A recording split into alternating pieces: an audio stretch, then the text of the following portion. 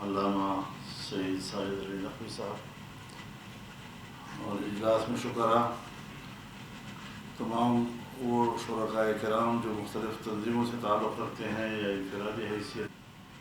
FATA کے status کو ختم کر کے کشمیر کے اسٹیٹس کو ختم کرنے کے لیے راستہ ہموار کیا جا رہا ہے۔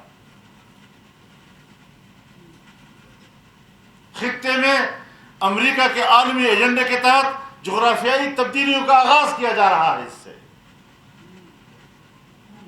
سب کچھ کہنے کے باوجود نہیں سنی گئی۔ آج وہی حکومت پشاور میں بیٹھ کر قبائلی جرگے کے سامنے کہتی ہے کہ لگتا ہے انضمام کا تجربہ ناکام ثابت ہوا، ہم کمیشن بناتے ہیں تاکہ اس پر دوبارہ غور کیا جا سکے۔ کیسے دوبارہ غور ہوگا؟ اب تو اگر آپ انضمام کو توڑیں گے تب بھی صوبائی اسمبلی سے 2/3 اکثریت منظور کرنی ہوگی قرارداد، اور وفاق سے بھی آپ 2/3 اکثریت ترمیم لانی ہوگی۔ اگر آپ اس کو دوبارہ صوبہ بنائیں گے الگ سا، پھر بھی ان مراحل سے گزرنا پڑے گا۔ اگر آپ اس کو صوبے کا اسٹیٹس دیں گے تب بھی ان مراحل سے گزرنا پڑے گا۔ اب تجربہ بھی ناکام، پیچھے جانے کا راستہ بھی نہیں رہا۔ قبائل کدھر جائیں گے؟ در بدر کی زندگی گزار رہے ہیں، اپنے گھروں میں مر رہے ہیں۔ ڈرون حملے فوج کی طرف سے بھی ہو رہے ہیں، طالبان کی طرف سے بھی ہو رہے ہیں، ان کے پاس بھی ڈرون صلاحیت موجود ہے۔ اس میں بھی شہری مرتے ہیں، اس میں بھی شہری مرتے ہیں، بچے مرتے ہیں۔ اس ساری صورتحال سے ہم نمٹ رہے ہیں۔ رہی بات فلسطین، کچھ لوگ اس کو زیر بحث لاتے ہیں 2023 کے 7 اکتوبر کے حملے سے۔ یہ غلط نظریہ ہے۔ اسرائیل اور فلسطین روز اول سے حالت جنگ میں، اس سے پہلے بھی جنگیں ہوتی رہی ہیں، چھوٹی موٹی جھڑپیں ہوتی رہی ہیں، اور عربوں کی سرزمین پر وہ قابض ہے۔ سن 1967 کی جنگ میں جہاں جہاں اس نے قبضے کیے، اقوام متحدہ کی قرارداد کے تحت یہ قبضہ ہے، یہ اسرائیل کی ملکیت نہیں ہے، یہ اسرائیل کی سرزمین نہیں ہے، یہ متنازع زمین۔ کیا امریکہ کو اس بات کی اجازت ہے کہ دنیا کے کسی متنازع علاقے میں اپنا سفارتخانہ کھولے؟ کشمیر متنازع ہے اور کہے کہ میں تو کشمیر میں سفارتخانہ کھول رہا ہوں؟ اس لحاظ سے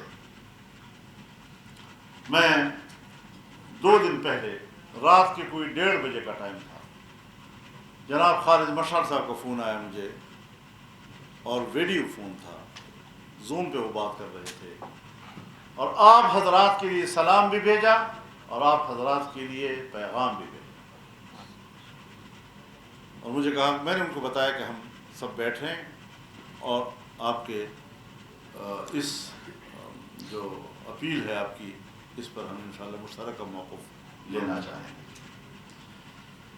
ان کا خیال یہ تھا کہ جنگ تو جنگ ہے، ہم جیتے ہیں ہارتے ہیں وہ اپنی جگہ پر، لیکن 70,000 تک ہم شہداء دے چکے ہیں 1.5 سال میں، اور کوئی آبادی وہاں نہیں رہی۔ ہزاروں کی تعداد میں لوگ ملبوں کے نیچے ہیں جن کو جنازہ نصیب نہیں ہو سکا۔ لیکن آج جب دنیا ہمیں مدد دیتی ہے غذا کی صورت میں یا دوا کی صورت میں یا کوئی کمبل بستر کی صورت میں، وہ چیزیں بھی ہمارے راستے روک دیے گئے ہیں۔ کم از کم اپنی حکومت پر دباؤ تو ڈالو کہ اس کے لیے کوئی کردار تو ادا کرے۔ جنگ میں تو آپ ہمارا ساتھ نہیں دے سکے، لیکن آپ انسانیت میں تو ہمارا ساتھ دیں۔ اب تو یہ انسانی مسئلہ بن گیا ہے۔ حضرات گرامی، آپ علماء کرام ہیں، میں ایک طالب علم ہوں۔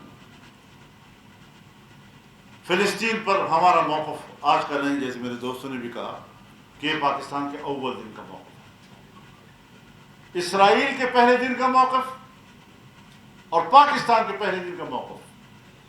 اس کو پہلے جان لینا چاہیے کہ اسرائیل کے پہلے صدر نے اسرائیل کی خارجہ پالیسی کی اساس بیان کرتے ہوئے کہا کہ ہماری خارجہ پالیسی کے اساس میں یہ بات شامل ہوگی کہ دنیا کے نقشے پر ایک نوزائیدہ مسلم ریاست کا خاتمہ یہ ہماری خارجی پالیسی کا حصہ ہوگا. تو نوزائیدہ ریاست کون تھی؟ پاکستان. اور پاکستان نے 47 کی قرارداد میں یہودی بستیوں کی مخالفت کی، جس کو ہم قرارداد پاکستان کہتے ہیں. اس قرارداد میں فلسطینیوں کی سرزمین پر بستیاں قائم کرنے کی مخالفت کی اور فلسطینیوں کے شانہ بشانہ کھڑے ہونے کا اعلان کیا. اور جب 48 میں اسرائیل بنا تو قائد اعظم نے کہا کہ یہ ایک ناجائز ریاست ہے. ہماری بھی سوچ معلوم ہے ان کے بارے میں، ان کی بھی سوچ معلوم ہے. پھر کون ہوتا ہے کہ اس ملک کے اندر اسرائیل کی لابی کرتا ہے اور اسرائیل کو تسلیم کرنے کی باتیں کرتا ہے؟ یہ تو قبلہ اول مسودہ کرنے کی بات ہے.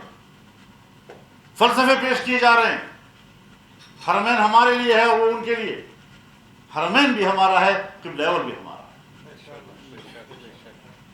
حضرت عمر فاروق رضی اللہ تعالیٰ نے بھی فتح کیا تھا اور صلاح الدین ایوبی نے فتح کیا تھا.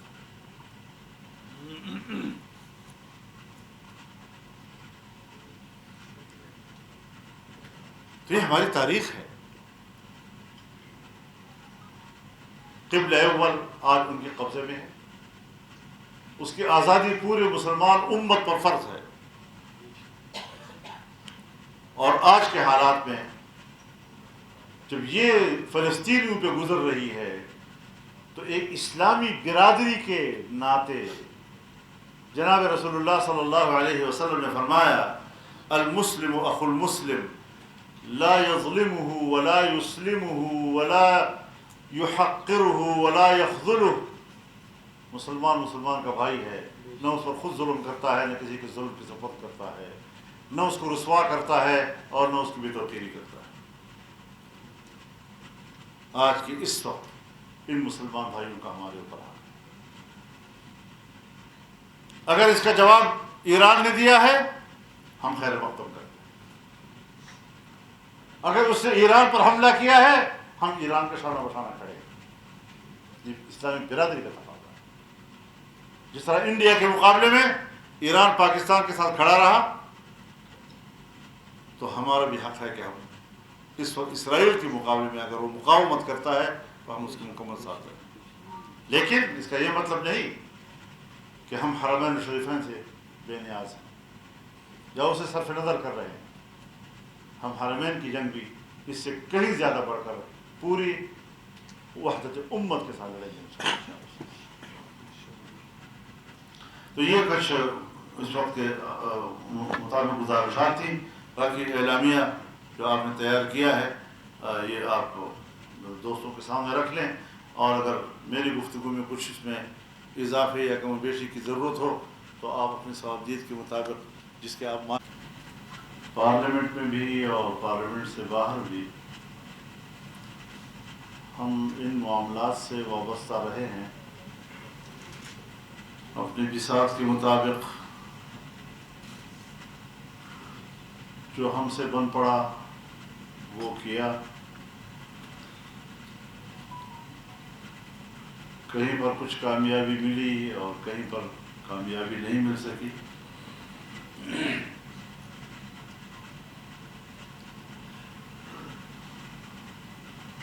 سب سے پہلے میں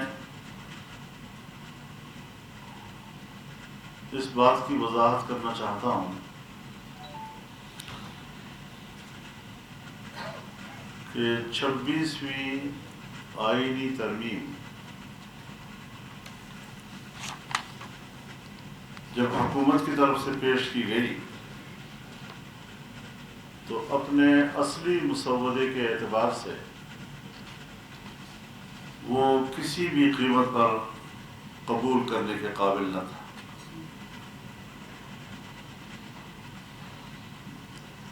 ایسے وقت میں جب وہ اپنا ایجنڈا پائے تکمیل تک پہنچانا چاہتے ہیں تو ان پر بڑی عجلت بھی سوار ہوتی ہے،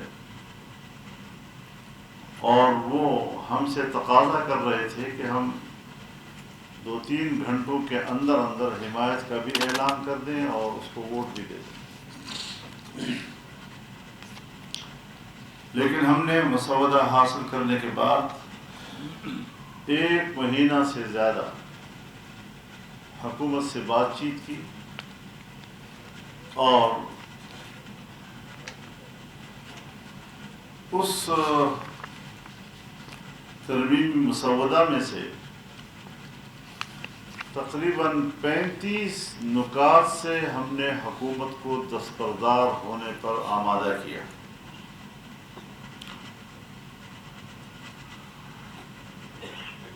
جس وقت 35 نکات سے وہ دستبردار ہوئے تو یہ مسودہ 21 یا 22 نکات پہ آ کے منحصر ہوا۔ اس کے بعد ہم نے اس میں کچھ اضافے تجویز کیے جو قبول کیے گئے۔ وفاقی شرعی عدالت نے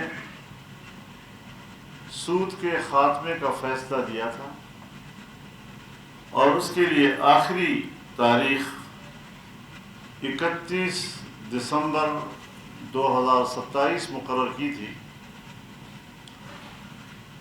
کورٹ کے اس فیصلے کو سامنے رکھتے ہوئے باقاعدہ دستور میں لکھا گیا 26ویں ترمیم کی روح سے کہ 1 جنوری 2028 سے پاکستان کے اندر سود مکمل طور پر ختم ہو جائے گا۔ اور ظاہر ہے کہ اتنی مہلت مختلف اداروں میں جہاں سودی کاروبار ہوتا تھا یا اس کا پورا نظام کار سود پر مشتمل تھا، اس سے ایک نئے نظام کی طرف پلٹنے میں اداروں نے جو مہلت مانگی تھی، عدالت نے اسی مہلت کی بنیاد پر ان کو مہلت دے دی تھی۔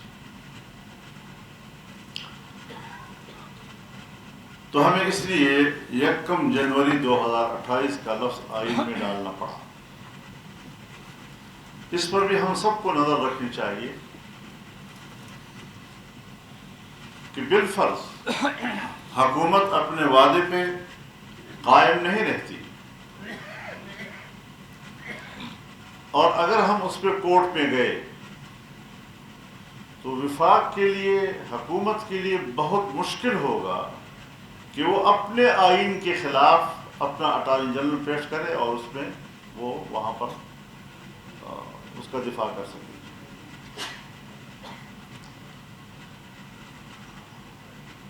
اسی طریقے سے وفاقی شرعی عدالت بظاہر تو ایک عدالت ہے، لیکن اس کے فیصلوں کی حیثیت یہ ہے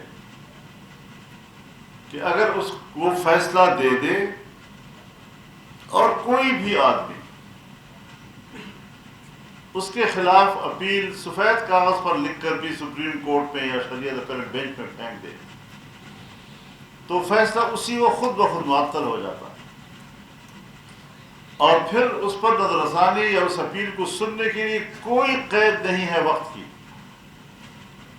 چنانچہ قیامت تک بھی اگر ہم عدالت چاہے کہ ہم اس کو نہیں سنتے تو اس کی کسی فیصلے پر اپیل نہیں سنی جا سکتی۔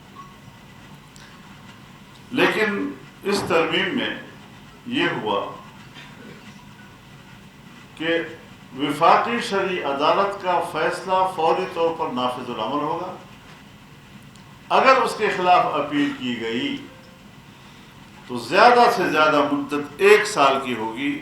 اگر 1 سال کے اندر اس اپیل پر فیصلہ نہ آیا تو پھر وہ اپیل خود بخود خارج ہو جائے گی اور وفاقی شرعی عدالت کا فیصلہ فوری طور پر باقاعدہ مستقلاً نافذ العمل ہو جائے گا۔ تو اس کے فیصلے میں تھوڑی سی ایک اطمینان ڈال دیا کہ آپ کا فیصلہ ضائع نہیں جائے گا، آپ کا فیصلہ برقرار رہے گا۔ وفاقی شرعی عدالت میں اس شرعی عدالت کا کوئی جج اپنی عدالت کا چیف جسٹس نہیں بن سکتا تھا، باہر سے کسی ریٹائرڈ جج کو لا کر اس کا چیف بنا دیا جاتا تھا۔ ابھی اس ترمیم کے ذریعے آئینی طور پر طے کر لیا گیا ہے کہ باقاعدہ اسی عدالت کا جج اسی عدالت کا چیف جسٹس بن سکے گا۔ ظاہر ہے ججوں کو بھی تو ایک عزت چاہیے نا. جب اس کو پتہ ہو کہ اس عدالت میں میرے لیے کوئی توقیر نہیں ہے, میرے لیے کوئی مقام نہیں ہے, تو دلچسپی بھی کم ہو جاتی ہے. اسی طریقے سے اسلامی نظریاتی کونسل کی سفارشات اسمبلی میں پیش تو ہوتی تھی, لے ہو جاتی تھی, پھر اس کے بعد کمیٹی میں چلی جاتی تھی, اور کمیٹی میں ڈمپ ہوتی رہتی ہیں. اب بھی میرے خیال میں کمرے بھرے ہوئے ہوں گے, اور کسی قسم کا کوئی ڈبیٹ آج تک ایوان میں نہیں ہو سکا ہے. اب آئینی طور پر یہ طے کر لیا گیا ہے کہ اسلامی نظریاتی کونسل کے سفارشات باقاعدہ بحث کے لیے پیش کیے جائیں گے. اب ظاہر ہے کہ یہ فیصلہ تو ہم نہیں کر سکتے تھے کہ جو سفارشات آئیں گی وہی قانون ہوگا, کیونکہ قانون سازی کا حق بہر پارلیمنٹ کو ہے. لیکن یہ کہ ڈبیٹ کے لیے پیش ہو ایوان میں, ظاہر ہے اتفاق رائے نہ ہو سکا تو ایوان تقسیم ہو جائے گا. ایک فریق جو ہے وہ قانون سازی پہ اصرار کرے گا, اور بالآخر ان سفارشات کی اساس پر قانون سازی کا آغاز ہو جائے گا. کوئی نیا مسئلہ درپیش ہو جائے جس کا تعلق شریعت کے ساتھ ہو, تو اس کو اسلامی نظریاتی کونسل میں بھیجنا, اس کے لیے 40% پر اسمبلی کے ووٹوں کی ضرورت ہوتی تھی. اب اسے کم کر کے 22% پہ لا دیا گیا ہے. یعنی پہلے 100 میں 40 ممبران کی منظوری, اور اب 100 میں 22 ممبران کی منظوری کے بعد کوئی نیا مسئلہ قانون کے حوالے سے آیا تو اسلامی نظریاتی کونسل میں بھیجا جا سکے گا. تاہم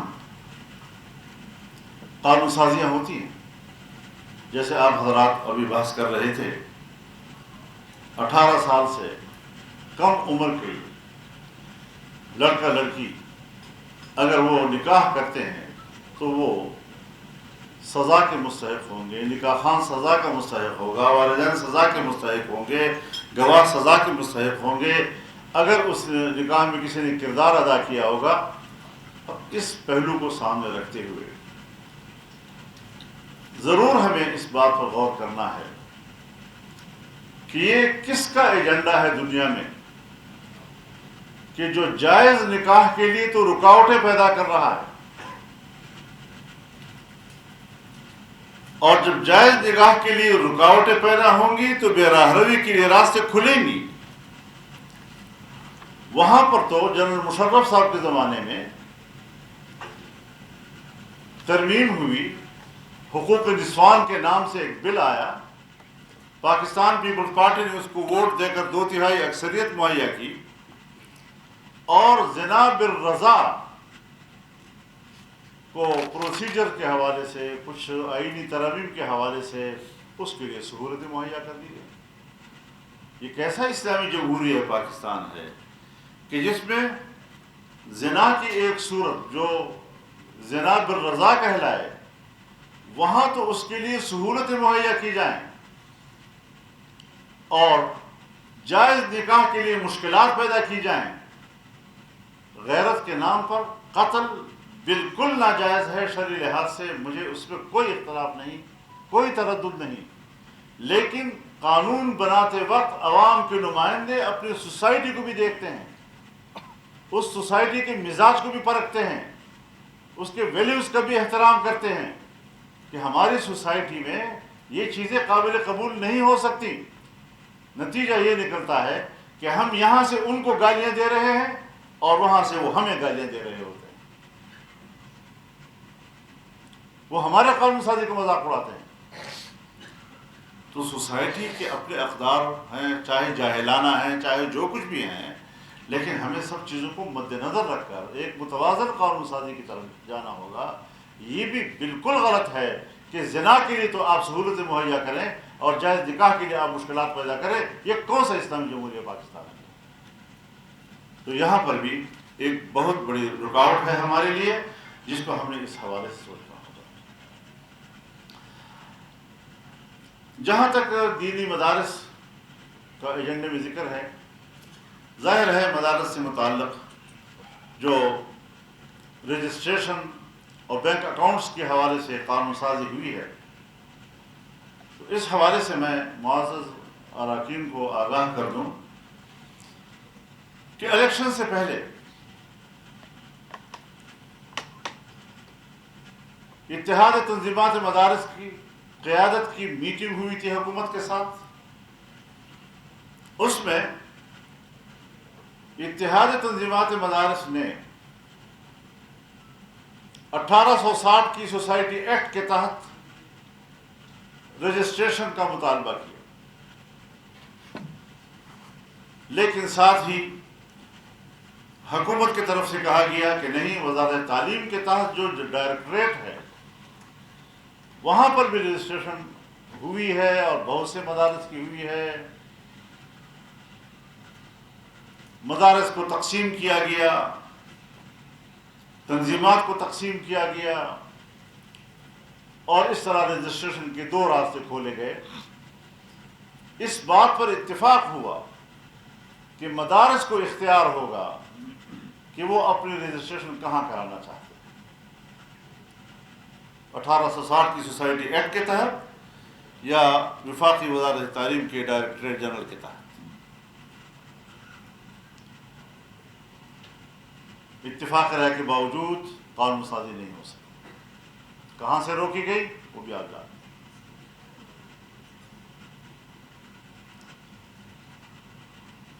26ویں آئینی ترمیم کے دوران ہم نے پھر یہ موضوع اٹھایا کہ مدارس کی مشکل کو حل کرو.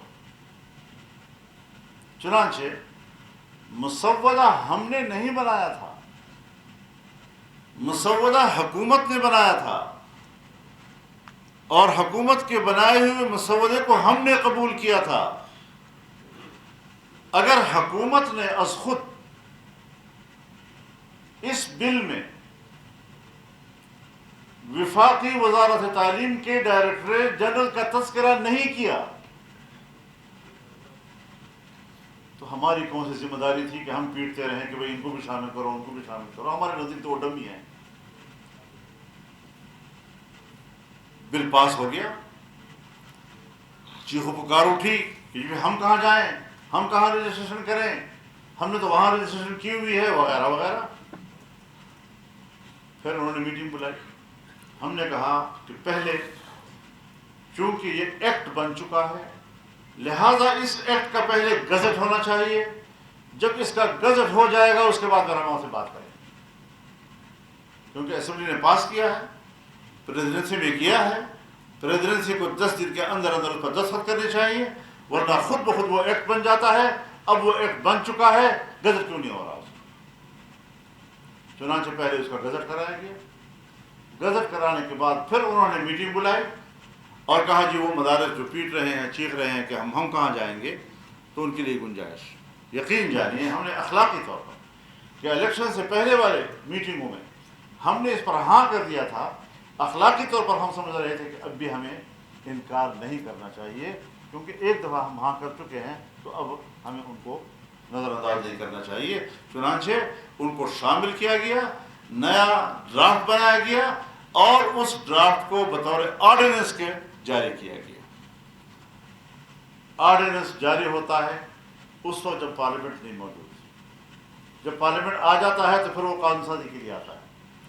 یہاں پارلیمنٹ میں وہ آرڈیننس آیا لیکن قانون سازی نہیں ہوئی. اس آرڈیننس کو 120 دن کی توسیع دی گئی. اب آپ اس حوالے سے خود سوچیں کہ ہمارے حکمران اور ان غلام گردشوں میں رہنے والے لوگ ہمارے دینی مدارس اور اداروں کے بارے میں کیا سوچ اور کیا ذہنیت رکھتے ہیں.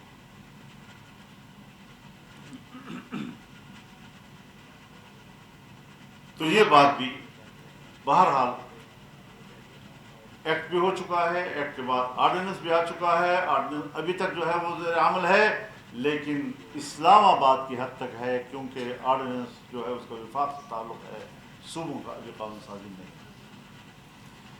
اب ہمارے لوگ جاتے ہیں رجسٹریشن کے لیے، چاہے اسلام آباد میں جائیں. ڈپٹی کمشنر کون ہوتا ہے جو میرے مدرسے کے محتمم کو یا اس کے ناظم کو کہتا ہے کہ جاؤ اور وزارت تعلیم کی اپنے آپ کو رجسٹر کراؤ، جبکہ وہ کہتا ہے کہ میرے کاغذات تو قانون کے مطابق ہیں، میں تو آپ کی قانون سازی کے تحت آیا ہوں۔ عمل درآمد کی صورتحال یہ ہے میرے دوست۔ اس طرح ناپاکیزہ قسم کے سوچ، بین الاقوامی دباؤ، ان کے اثر رسوخ وہ قابل قبول ہے، لیکن اپنے ملک میں تعلیمی اداروں کے لیے مشکلات پیدا کی جا رہی ہیں۔ تعلیم ایک بنیادی حق ہے جس کو اقوام متحدہ کی قرارداد انسانی حقوق کا چارٹر بھی تسلیم کرتا ہے، جنیوا انسانی حقوق کا چارٹر بھی تسلیم کرتا ہے، اور کسی پر یہ قدغن نہیں لگاتا کہ تم نے یہ پڑھنا ہے یا یہ نہیں پڑھنا ہے۔ تو یہ مسئلہ بھی میں نے کہا کچھ یقیناً آپ حضرات نے اس پر بحث کی ہوگی، لیکن کچھ چیزیں جو ہمارے مد نظر تھی میں آپ کے علم میں ان چیزوں کو لا سکتا ہوں۔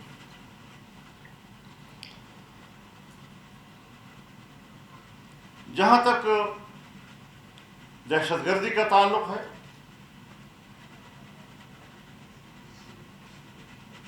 جس وقت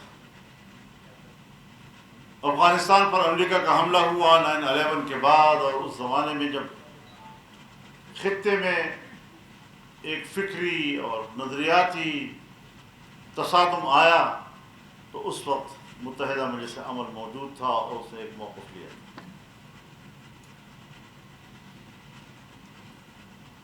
لیکن ہر چند کہ ہم امریکی جارحیت کے خلاف تھے، ہم جیلوں میں گئے، لیکن پاکستان کے اندر مسلح جنگ، اس کو علماء کرام نے اجماعی طور پر مسترد کیا،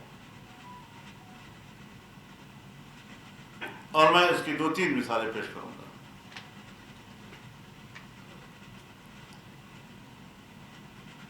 بذات خود جمعیت علماء اسلام نے پشاور میں، کوئٹہ میں علماء کرام کے کنونشنز کیے، ہزاروں کی تعداد میں علماء کو بلایا، اور ان سب نے مسلح جنگ کو مسترد کیا، آئین کے ماوراء تمام اقدامات کو مسترد کیا۔ تمام مکاتب فکر پر مشتمل سربراہی اجلاس لاہور میں منعقد ہوا، صاحبزادہ ابوالخیر صاحب کی صدارت میں ہوا تھا، مسودہ میں نے لکھا تھا، اور یہ وہ اجلاس تھا، اگر آپ حضرات کو یاد آتا ہو، سرفراز نعیمی شہید اس میں شریک تھے۔ اس وقت مسودہ تشکیل دینے میں بھی وہ موجود تھے، اور سب نے اکابر اور اسلاف کے مشترکات سے ہٹ کر اقدامات کی مخالفت کی، اور جو آئین کہتا ہے وہ ٹھیک ہے۔ ہم اس وقت سے پاکستان کے آئین کے ساتھ کھڑے ہیں۔ میرے علم میں وفاق المدارس العربیہ کے 150 علماء کرام لاہور میں جمع ہوئے، فقہاء علماء کرام پورے معیارات کے ساتھ وہ جمع ہوئے، اور انہوں نے پاکستان کے اندر دینی مقاصد کے لیے اسلحہ اٹھانے کو غیر شرعی تک قرار دیا۔ میرے خیال میں دوسرے مکاتب فکر نے بھی یہ کام کیا، یہاں اتفاق رائے ہے اس بات پر۔ سوال یہ ہے کہ یہاں پر اس مسلح تنظیم گردی کے خلاف فوج نے آپریشن کیا، سوات سے لے کر وزیرستان تک لوگوں نے علاقے خالی کیے، اپنے ملک پہ مہاجر ہوئے، 10 سال تک اپنے گھروں سے باہر رہے، اور وہ لوگ اب بھی ملک کے اندر مہاجر ہیں، چاہے خیبر پختونخوا کے اندر ہوں، چاہے پنجاب میں ہوں، چاہے سندھ میں ہوں۔ بہت بڑی تعداد آج بھی اپنے گھروں کو نہیں جا سکی۔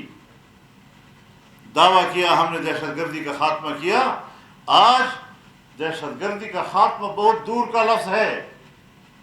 میں بڑے دعوے اور وثوق کے ساتھ کہتا ہوں، اور اپنے مشاہدات کی بنیاد پر کہتا ہوں کہ حکومت نام کی رت موجود نہیں ہے، نہ بلوچستان میں نہ خیبر پختونخوا میں۔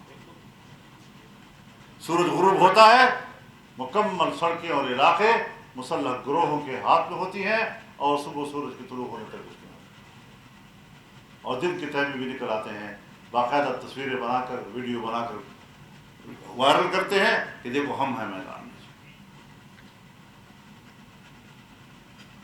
اب لوگوں پر دباؤ ہے کہ آپ ہمارا ساتھ دیں، آپ دوبارہ شہر خالی کریں، اور ہم تو خالی کر چکے ہیں اور ابھی تک خالی ہیں۔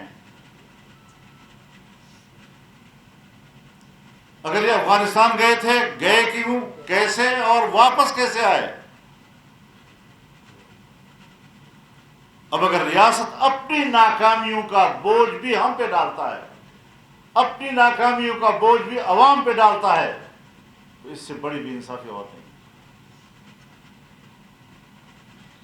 لہذا میرے نزدیک ہماری اسٹیبلشمنٹ، ہمارے لا انفورسمنٹ کے ادارے اس بات کے ذمہ دار ہیں کہ یہ بدامنی ان کی نااہلی کی وجہ سے، اب میں اس کو نااہلی کہوں یا شعوری طور پر ایسا کیا جا رہا ہے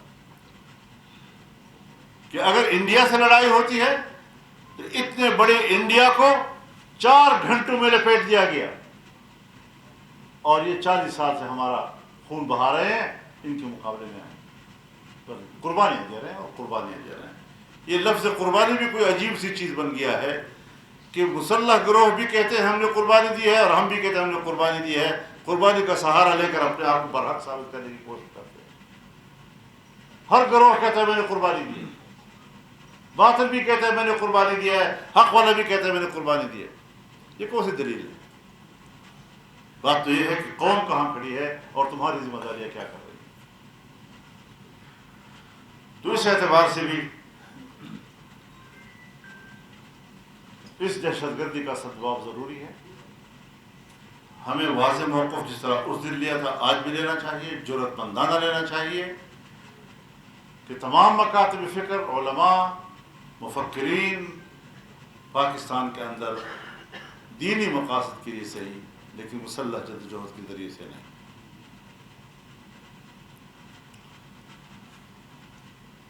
جہاں تک فلسطین اور کشمیر کا تعلق ہے، پہلے اگر ہم کچھ کشمیر کے بارے میں بات کر لیں، میں کشمیر کا کوئی 8-9 سال تک چیئرمین رہا ہوں۔ جس طرح تدریجی طور پر پاکستان مسئلہ کشمیر سے پیچھے آتا رہا ہے، وہ سب کچھ میری آنکھوں کے سامنے ہوتا رہا ہے۔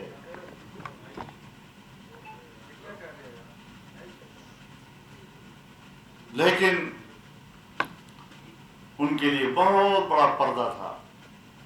فضل الرحمان کمیٹی کا چیئرمین ہے، اس نے کشمیر کے لیے کیا کیا، اور مزہ کا خیز حد تک بتا دوں آپ کو کہ صدر آزاد کشمیر میرے ایک ساتھی سے کہتا ہے فضل الرحمان نے کشمیر کے لیے کیا کیا۔ بابا تم صدر آزاد کشمیر ہو، اپنے سے سوال کر لو، کمیٹی کیا چیز ہوتی ہے؟ ایک سفارشی قسم کی حیثیت ہے اس کی، لیکن پتہ چلتا ہے کہ کیا ہو رہا ہے۔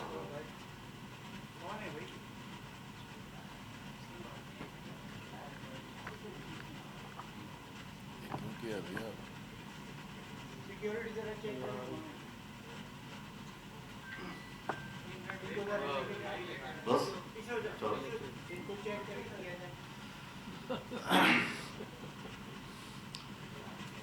کشمیر کے حوالے سے ہمارا ایک ریاستی موقف ہے۔ ریاستی موقف بڑا واضح اور غیر مبہم ہوا کرتا ہے، کوئی اس سے اتفاق کرے کوئی اس سے اختلاف کرے،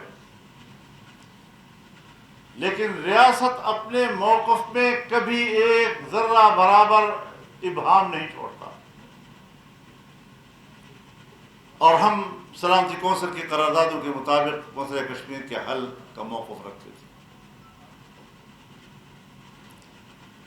ظاہر ہے 48 سے لے کر 49 سے لے کر اب تک یہ مسئلہ اتار چڑھاؤ نشو و فراز کا شکار تو رہا، لیکن اس بنیادی موقف میں کوئی تبدیلی نہیں آئی. یہاں سے کس طاقت نے کس کی شہ پر یہ نظریہ پیش کیا گیا کہ مسئلہ کشمیر اس کو 3 حصوں میں تقسیم کر دیا جائے. کشمیر کو جنرل مشرف نے کس بنیاد پر یہ کہا کہ اقوام متحدہ کے قراردادوں سے انحراف کیا جا سکتا ہے؟